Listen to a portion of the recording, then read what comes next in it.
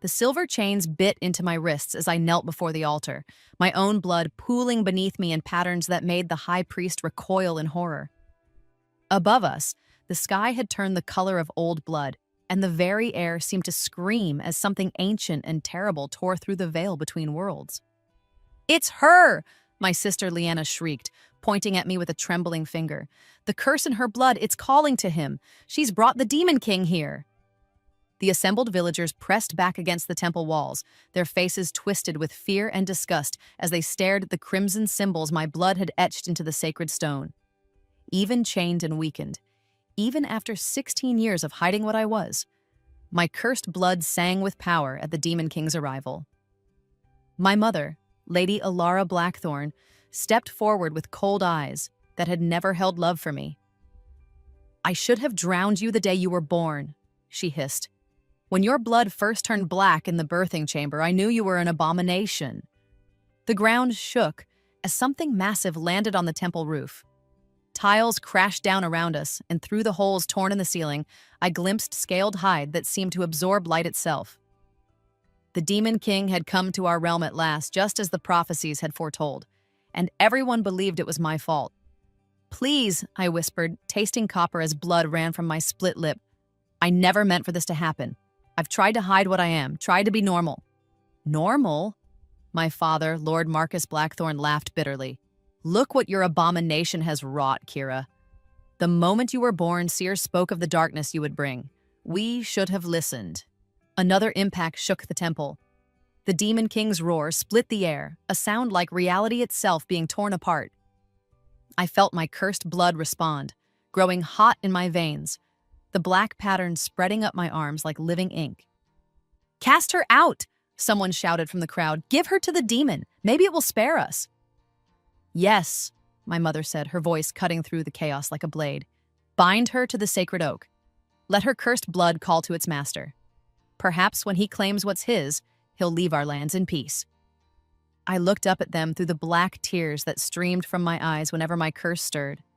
At my family, at the villagers I'd grown up among, at the priest who'd blessed me as a baby before he knew what I was.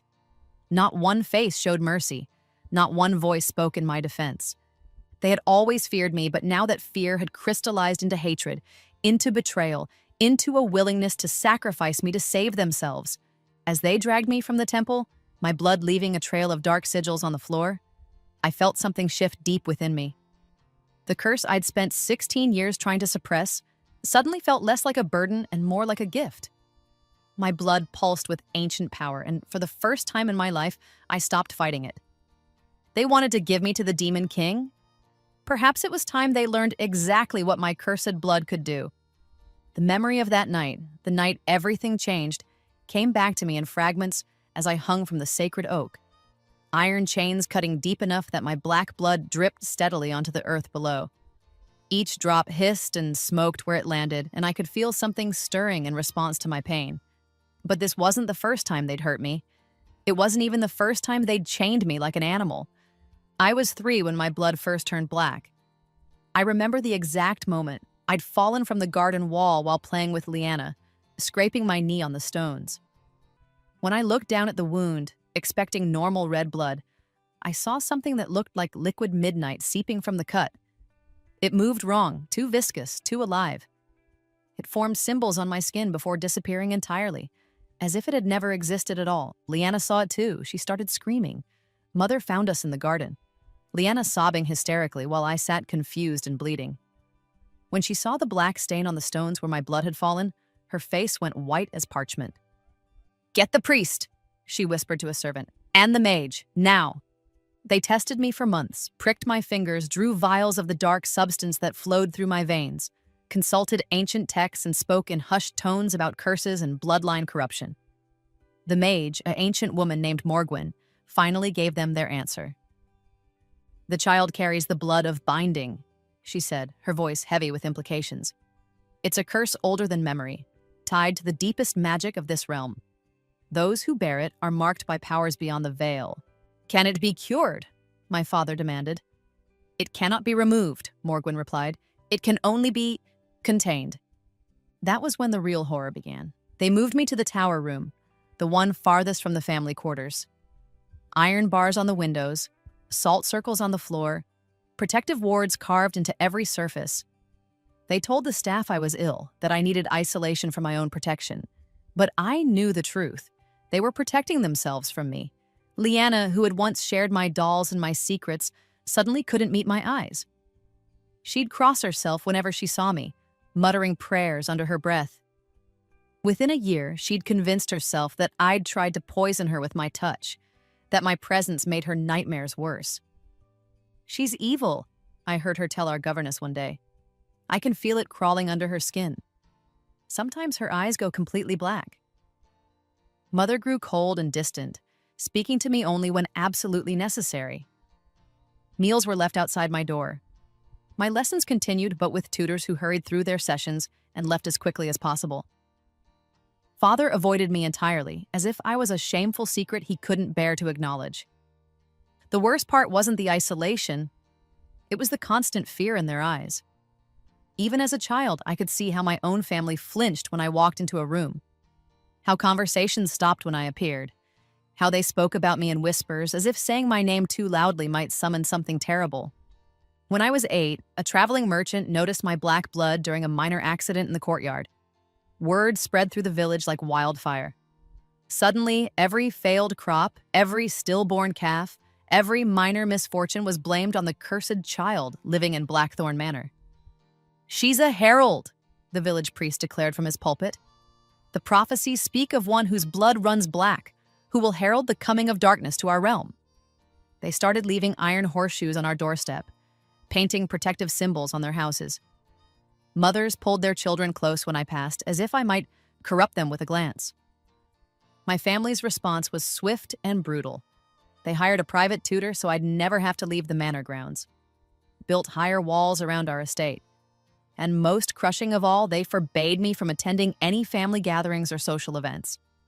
"It's for everyone's safety," my mother explained with the tone she might use to discuss weather. "People fear what they don't understand, Kira. Your presence makes them uncomfortable." Uncomfortable, as if my very existence was nothing more than a minor inconvenience. The years passed in a blur of loneliness and suppressed power. I felt my curse growing stronger as I aged, the blood in my veins sometimes feeling more like liquid fire than anything human. During my monthlies, my blood was so dark it looked like spilled ink, and it would form strange patterns on the cloth, symbols that seemed to writhe and shift when I wasn't looking directly at them. I learned to hide everything, to speak quietly, move carefully, never show emotion that might trigger the darkness I carried. I became an expert at being invisible in my own home, at pretending I didn't hear the servants whisper about the cursed daughter, or notice how Leanna's friends would cross themselves when they glimpsed me in a hallway. But hiding didn't make it easier. Every day was a reminder that I was wrong, broken, unwanted, that my own blood was something to be feared and contained. When Leanna turned 16, she had a grand coming-out ball.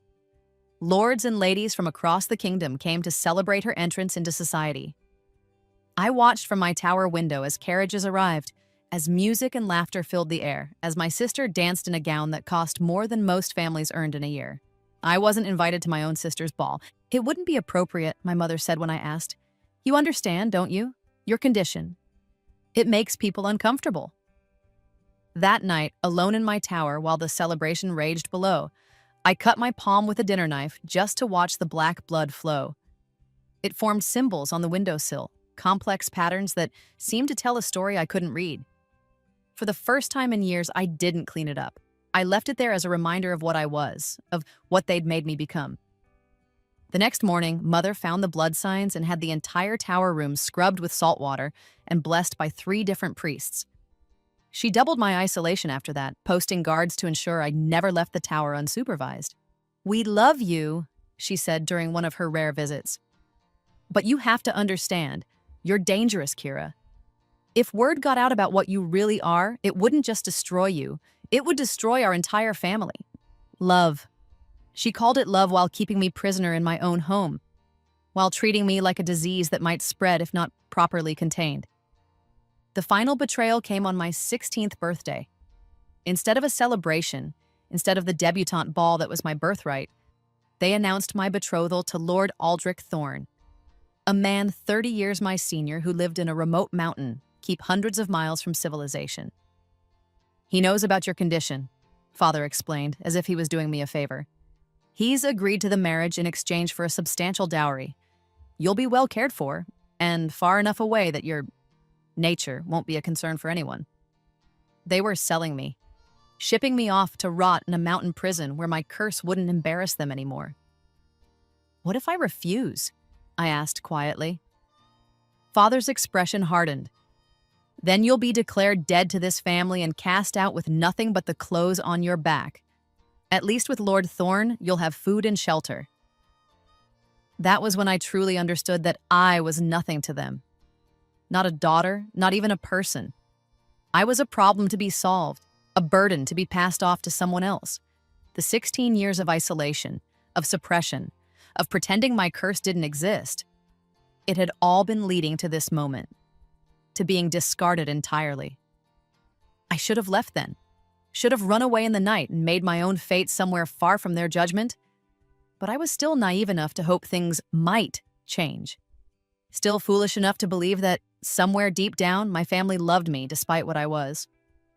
3 days before my wedding, the sky turned red and the Demon King tore through the veil between worlds. And suddenly, everyone remembered exactly who to blame for the darkness that had come to our realm. The chains cut deeper as I struggled against them, my cursed blood painting dark symbols on the oak's ancient bark. Above me, the Demon King perched on the temple's shattered roof like some nightmare given form. He was larger than the legends claimed, easily 50 feet from snout to tail, with scales that seemed to absorb light and eyes like burning coals. When he spread his wings, they blotted out what remained of the sun. But he wasn't attacking yet. He was watching me. "Look how it calls to him," someone whispered from the crowd that had gathered at a safe distance. "The curse recognizes its master." I wanted to scream that they were wrong, that I'd never wanted this, never asked to be born with darkness in my veins. But as I hung there bleeding, feeling my curse respond to the Demon King's presence, something else began to stir in my mind. A memory that wasn't quite my own, child of shadow, daughter of binding. A voice whispered in my thoughts. Ancient, feminine, impossibly old. They fear what they do not understand. "Who are you?" I whispered, though I wasn't sure I'd spoken aloud. "I am what you were before the curse became a cage," the voice replied. "I am why your blood runs black, why your power frightens them so. Listen well, little shadow. The time for hiding is over." Suddenly, images flooded my mind. Not memories, but knowledge. Ancient knowledge that made my curse make sense for the first time in my life. The blood of binding wasn't a curse at all, it was a gift. Thousands of years ago, when the first Demon King had threatened to consume our realm, a group of mages had made the ultimate sacrifice. They bound their own life force, their very souls, into a bloodline that could channel the deepest magics. They created warriors whose blood could cut through demonic defenses, whose power grew stronger in the presence of otherworldly threats. The blood of binding wasn't corruption, it was salvation. But over the centuries, as demons retreated to their own realm and the immediate threat faded, people forgot the truth. The bloodline became rare. Those born with it were seen as harbingers rather than protectors. Fear replaced understanding. Heroes became monsters in the eyes of those who no longer remembered why they'd been created. "Your ancestors died to give you this power," the voice continued, "not to herald darkness, but to stand against it. The prophecies they whisper about speak not of your service to demons, but of your power over them." I felt my curse surge in response to this revelation, my black blood growing hot in my veins. The symbols it painted on the oak began to glow with silver light, and for the first time in my life, the darkness in me felt like armor rather than a burden. The Demon King roared, and this time I heard something different in the sound.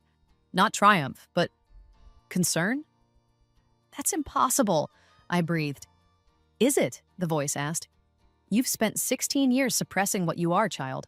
Imagine what you could do if you stopped fighting it." I looked down at the crowd, at my family huddled together, at the villagers who'd demanded my blood as payment for their safety, at the priest who'd proclaimed me an abomination. They'd cast me out, chained me like a sacrifice, condemned me as evil. But what if they were wrong? What if everything I'd been told about my curse was a lie? The Demon King descended from the temple roof, landing with an impact that shook the ground. He stalked closer to the oak, his burning eyes fixed on me, but he moved cautiously. Almost warily? "Please!" Leanna called out to him, her voice shaking with terror. "Take her! Take the cursed one and leave us be!" The Demon King's massive head swiveled toward my sister, and he made a sound that might have been laughter. When he spoke, his voice was like grinding stone, like the death screams of mountains. "Cursed!" he rumbled, the word dripping with amusement. "You call her cursed? You know nothing, little humans. Nothing at all." His gaze returned to me, and I saw something in those burning eyes that chilled me to the bone. Recognition. And hunger. "Hello, little binder," he purred. "I've been waiting so very long to meet you." That was when I understood the truth about the prophecy, about why the Demon King had come to our realm now, after centuries of dormancy, about why my family's fear had been justified, even if their understanding was flawed. He hadn't come because my curse called to him. He'd come to kill me before I could fulfill my true purpose, before I could become strong enough to send him back to the hell he'd crawled out of. The realization hit me like lightning, and with it came the first stirring of something I'd never felt before: righteous fury. Not at myself, not at the curse I carried, but at the family who'd spent 16 years making me believe I was an abomination. At the village that had demanded my blood without understanding what they were destroying. At the centuries of ignorance that had turned protectors into pariahs. I stopped fighting the chains, stopped trying to suppress my curse. Instead, I let it flow through me like a river of molten silver. Let it paint symbols of power on my skin.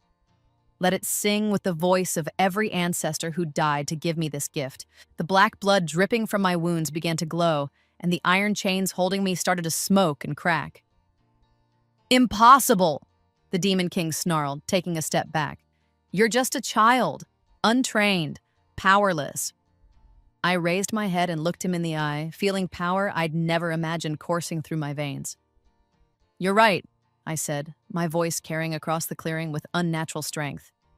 "I am just a child, an untrained, powerless girl whose own family cast her out."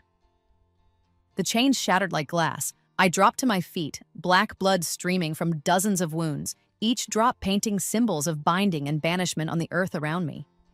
The power in my veins felt like liquid starlight now, like the concentrated fury of 1,000 fallen heroes demanding justice. "But I'm also the last daughter of the binding line," I continued, stepping forward as the crowd pressed back in terror.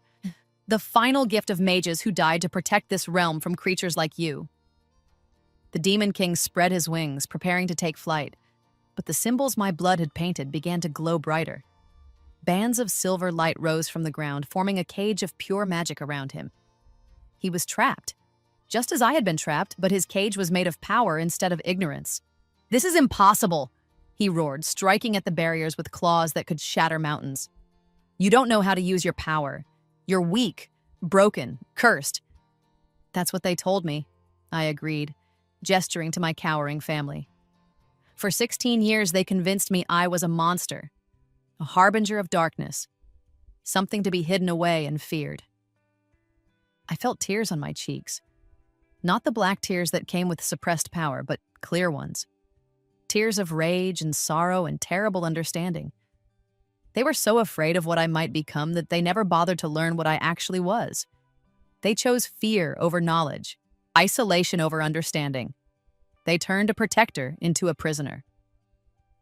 The silver cage around the Demon King began to shrink, the bands of light drawing tighter. He thrashed against them, but each movement only made them burn brighter. "And you," I said, looking up at his burning eyes. "You came here to kill me before I could discover my true nature, before I could learn to use the power my ancestors died to give me." His silence was answer enough. "But you made one mistake," I continued, raising my hands. Black blood flowed from my wounds in rivers now, painting complex patterns in the air itself. "You waited too long. Let me suffer too much.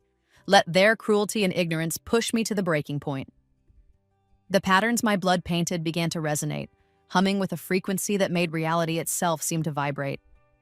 I could feel the veil between worlds responding to my call, feel the barriers that held his realm separate from ours. Because now, I whispered, and my voice carried the weight of 1,000 years of accumulated rage. Now I'm angry enough to send you home the hard way. The Demon King's scream of fury shook the earth, but it couldn't break the bonds of blood and will that held him. For the first time in my life, I stopped being the victim. And I became what I was always meant to be, the thing that monsters feared in the dark.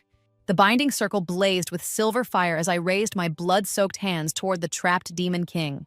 Every drop that fell from my wounds added another layer to the magical cage, another strand to the web that held him fast. The power coursing through me was intoxicating, not the sick, suppressed energy I'd carried for 16 years, but something clean and bright and absolutely devastating. "You cannot do this," the Demon King snarled, his massive form writhing against the constraints. "I am eternal. I am inevitable. I am trespassing," I finished for him. "This isn't your realm. You forced your way through barriers that have held for 1,000 years, and now you're going to pay the price." I drew more symbols in the air, my blood flowing in impossible patterns that seemed to write themselves. The knowledge flowing through me was overwhelming. Centuries of accumulated wisdom from every binder who'd ever lived, every hero who'd given their life to keep creatures like this at bay. "That's it, child," the ancient voice whispered in my mind. "Feel the power of your lineage. Let it guide you." But even as the magic built around me, even as I felt strong enough to move mountains, part of me couldn't help but look back at the crowd watching in stunned silence. My family stood together, holding each other, their faces pale with shock.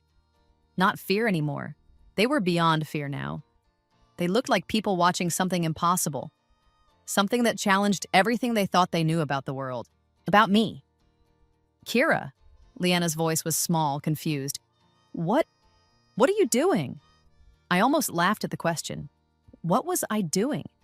I was saving their lives. I was protecting the realm they'd condemned me for supposedly threatening. I was being exactly what they'd always feared I was, and exactly what they'd never bothered to understand I could be.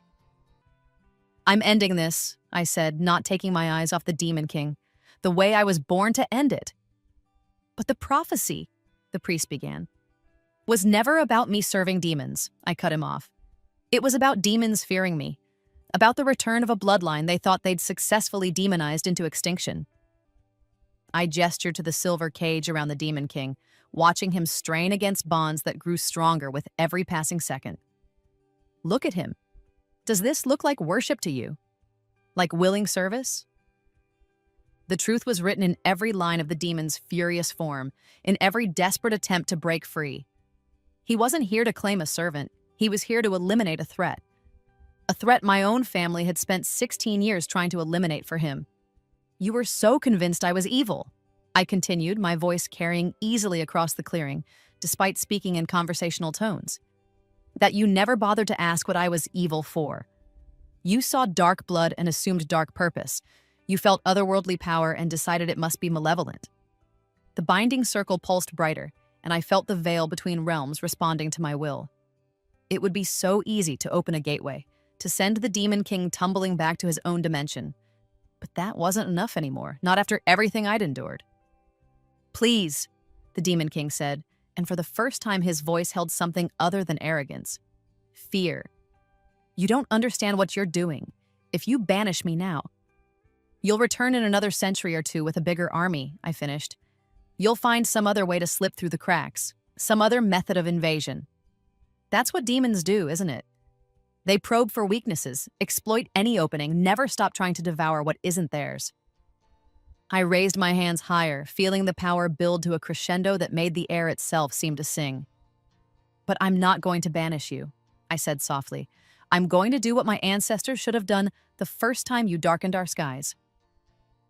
The silver light surrounding him began to change, shifting from binding magic to something far more permanent, something final. "No," the Demon King breathed. "That power is lost. The Binding Lords died out centuries ago. You cannot possibly." "I'm the last one," I agreed. "The final daughter of a line everyone forgot was meant to protect them. And you know what that means? I smiled and felt my black blood respond by painting symbols of absolute severance in the air around us. It means there's no one left to tell me this is impossible. The magic erupted from me like a star going supernova, silver light pouring from every drop of blood, every symbol I'd painted, every pattern traced in the air. The binding circle became a vortex of pure force, and at its center, the Demon King began to scream, not in pain, in terror, because he could feel what I was doing to him. Not banishment, not imprisonment, but complete and total annihilation. I was unmaking him, unraveling every thread of dark magic that held his essence together, sending each piece back to the void from which it had originally crawled. It was justice. It was protection. It was the ultimate expression of what the blood of binding had always been meant to do. And it was the most beautiful thing I'd ever felt. The Demon King's form began to fray at the edges, darkness bleeding away like smoke in a hurricane. He reached toward me with one massive claw, desperation making him attempt one final attack. But the silver light consumed his essence before he could complete the motion. "Impossible," he whispered, his voice already fading. "I am eternal." "You were," I corrected, "but eternity just met its match." The light reached a peak that turned the world white, then collapsed inward with a sound like reality itself taking a deep breath. When it faded, the clearing was empty except for scorched earth and the lingering scent of burning sulfur. The Demon King was gone, not banished, not imprisoned, not merely defeated, destroyed, completely, permanently. I stood in the center of the circle, black blood still flowing from my wounds but no longer forming symbols. The ancient voice in my mind had faded to a whisper of satisfaction, and the overwhelming rush of power was settling into something more manageable, more controlled. For the first time in my life, my curse felt like it truly belonged to me. The silence stretched on for long moments. Then, somewhere in the crowd, someone began to clap. It was just one person at first, an old farmer named Garrett who'd lost his entire family to demonic raids 20 years ago. Then, another joined him. Then another. Within minutes, the entire gathering was applauding, their fear replaced by wonder and gratitude, and something that looked remarkably like awe. Everyone except my family. They stood apart from the crowd, staring at me with expressions I couldn't quite read. Not fear anymore, not disgust, but something more complex. Something that might have been shame. "Kira," my mother said finally, her voice barely audible over the continued applause. We didn't know," I suggested gently. "Didn't understand. Made assumptions based on fear rather than seeking the truth." She flinched as if I'd struck her. "We were trying to protect you," my father said, but even he seemed to realize how hollow the words sounded. "The prophecies spoke of darkness, of herald of demons. How were we supposed to know?" "You could have asked me," I said simply. "In 16 years, you could have asked me once what I felt, what I wanted, what I thought my power might be for. Instead, you decided I was evil and spent my entire life making sure I felt like a monster." Leanna stepped forward, tears streaming down her face. "Kira, please. We made mistakes, but we're family." "No," I said, and the word carried the weight of 16 years of suppressed hurt. Family doesn't chain their daughter to a tree as a sacrifice. Family doesn't sell their child to a stranger to hide their shame. Family doesn't spend 16 years making someone believe they're fundamentally wrong just for existing. I looked around at all of them, mother, father, sister, the extended relatives and family friends who'd watched me grow up as an unwanted burden. People who'd known me my entire life, but had never once tried to know me. "I saved your lives today," I continued. "I saved this entire realm from a threat that would have consumed everything you hold dear, and I did it using the exact same power you've spent 16 years telling me was evil." The crowd had quieted now, sensing the personal drama playing out in the aftermath of cosmic victory. But they were still watching, still listening, still bearing witness to this moment of reckoning. "So tell me," I said, raising my voice so everyone could hear. "If my cursed blood could destroy the Demon King himself, if the darkness you feared in me was actually the light that saved you all, what does that say about your judgment? About your wisdom? About your love?" The silence that followed was deafening. I could see the realization dawning on faces throughout the crowd, the understanding of what they'd done. what they'd allowed to be done, how close they'd come to losing their only hope because of their own prejudice and fear. "I forgive you," I said finally, and meant it. All of you. Because holding on to anger would poison my blood just as surely as your fear poisoned your hearts. But forgiveness doesn't mean forgetting. I turned to face the crowd more fully, feeling the weight of their attention, their respect, their newfound understanding of who and what I really was. "The blood of binding flows in my veins," I announced, my voice carrying clearly across the clearing. "I am the inheritor of an ancient magic, the daughter of heroes who died to protect this realm. The darkness you feared in me was never corruption. It was power. Power meant to stand against the night, to guard the weak, to ensure that monsters know there are still those who will stand in their way." I paused, letting that sink in. "But I will not do it from a tower room. I will not serve from the shadows while others take credit for my protection. And I will not hide what I am to make others comfortable." The applause started again, louder this time, but I wasn't finished. "If you want the protection of the binding line," I said, "then you will acknowledge what that means. You will respect the power that stands between you and the darkness. And you will never again let fear turn protectors into prisoners." "Yes!" someone shouted from the crowd. "Yes, Lady Kira."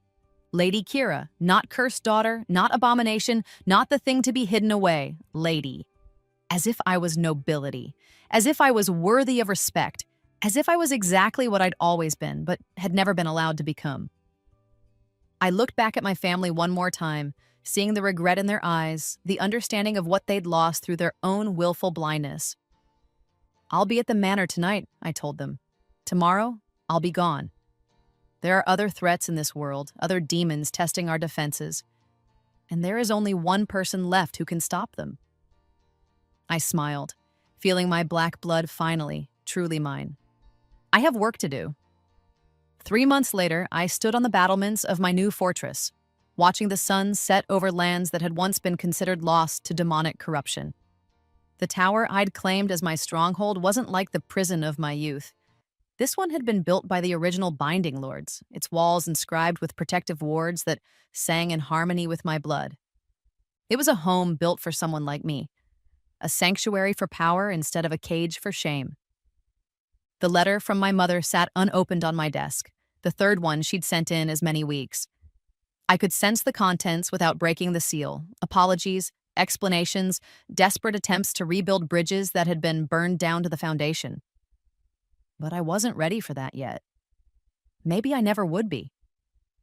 The people of this region told a different story about the cursed blood now. They spoke of the Lady Kira Blackthorn who'd appeared like an avenging angel, whose dark magic had purged 3 separate demon incursions and saved countless lives. Children drew pictures of me in their school books, always with silver light streaming from my hands, always standing between innocent people and monsters with too many teeth. I'd become a legend, a hero, everything I'd never been allowed to dream of being. My lady? Marcus, my new steward, appeared at my elbow. He was a young man whose entire family had been saved when I closed a hellgate that had opened near his village. Unlike the servants of my youth, he looked at me with respect instead of fear. "The delegation from the capital has arrived."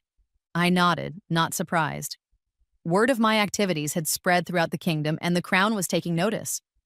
They wanted to meet this mysterious lady who commanded the old magics, who could do what entire armies could not. They wanted to offer me titles, lands, gold, recognition and respect, and all the things I'd been denied as a child. But more importantly, they wanted to discuss the other bloodlines. The research I'd been conducting in my spare time, tracking down families who might carry traces of the ancient gifts. Bloodlines that had been scattered and diluted over the centuries.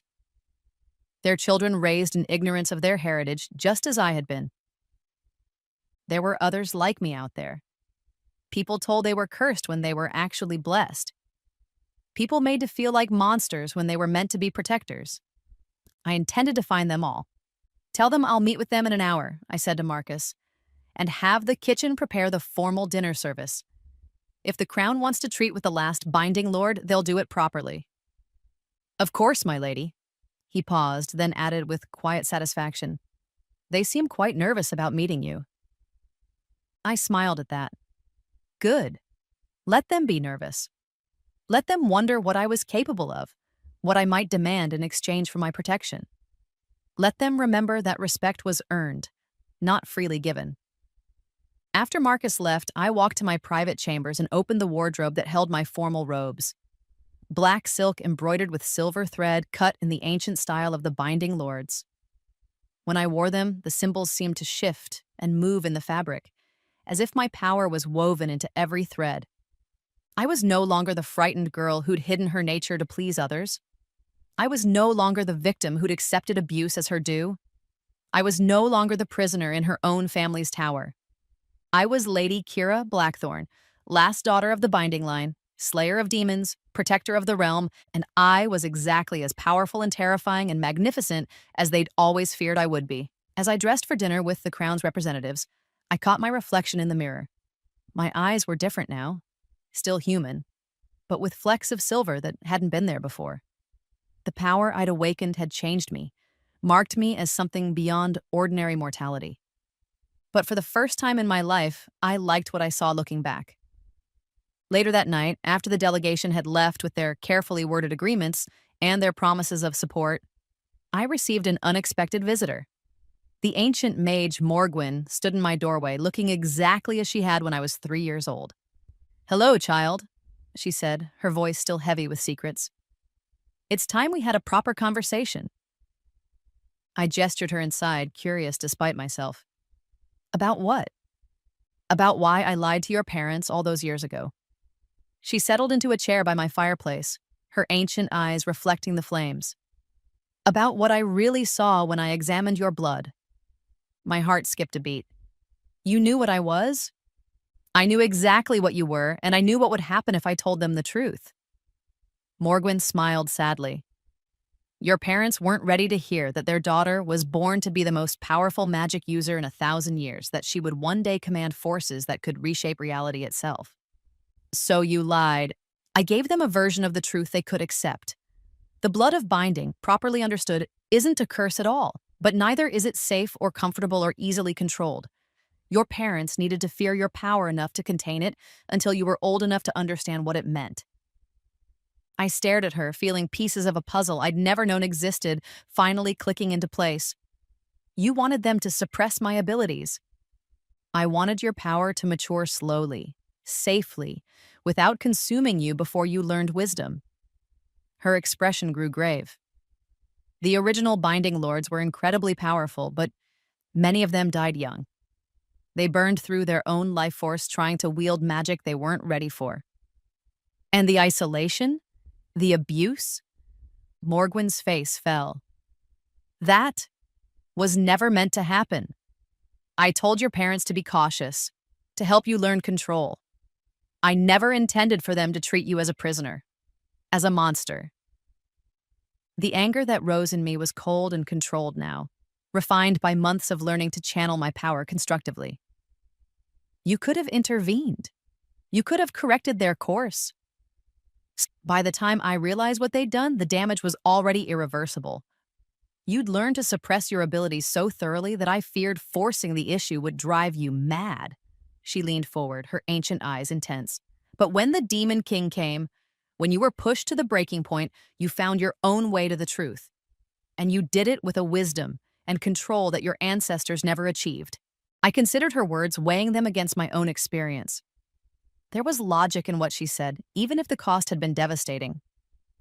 "What happens now?" I asked. "Now you do what you were born to do," Morgwyn replied. "You find the others. You rebuild the binding orders. You prepare for the greater darkness that's coming." Greater darkness? Her smile was grim. "Did you think one Demon King was the extent of the threat?" "Child, what you faced was merely a scout. The real invasion is still years away, but it's coming. And when it arrives, this realm will need every protector it can get." The weight of that revelation settled over me like a mantle. Not just one enemy defeated, but an entire war still to fight. Not just my own power to master, but others to train and guide. It should have been overwhelming, terrifying, impossible. Instead, it felt like coming home. "Then I'd better get to work," I said. Morgwyn nodded approvingly. "Indeed you had. The first bloodline traces I've found are in the northern provinces. a family named Ravencrest with a daughter who speaks to shadows. They believe she's possessed by demons. Of course they do. I was already reaching for my traveling cloak. How soon can we leave? Eager, aren't you? The ancient mage chuckled. Very well, we leave at dawn. But Kira? She caught my arm as I moved toward the door. Remember that not everyone will be ready to accept the truth as quickly as you did. Some will fight their nature until the very end. Then I'll fight for them until they're strong enough to fight for themselves, I replied. The way someone should have fought for me. As I prepared for the journey ahead, I caught sight of my family's letters again. 3 unopened pleas for forgiveness, for understanding, for a chance to make amends. Maybe someday I'd be ready to hear what they had to say. Maybe someday the wounds they'd inflicted would heal enough to allow room for reconciliation. But not today. Today I had other lost children to find, other cursed bloodlines to awaken, other protectors to forge from the raw material of pain and suppressed power. I was no longer the victim of my family's fear and ignorance. I was the weapon their neglect had forged, tempered in suffering and sharpened by injustice into something that could cut through any darkness. And I had a realm to save. The cursed blood they'd cast me out for had become exactly what it was always meant to be, the thing that stood between the innocent and the monsters that hunted them. Justice, it turned out, tasted like silver fire and felt like coming home.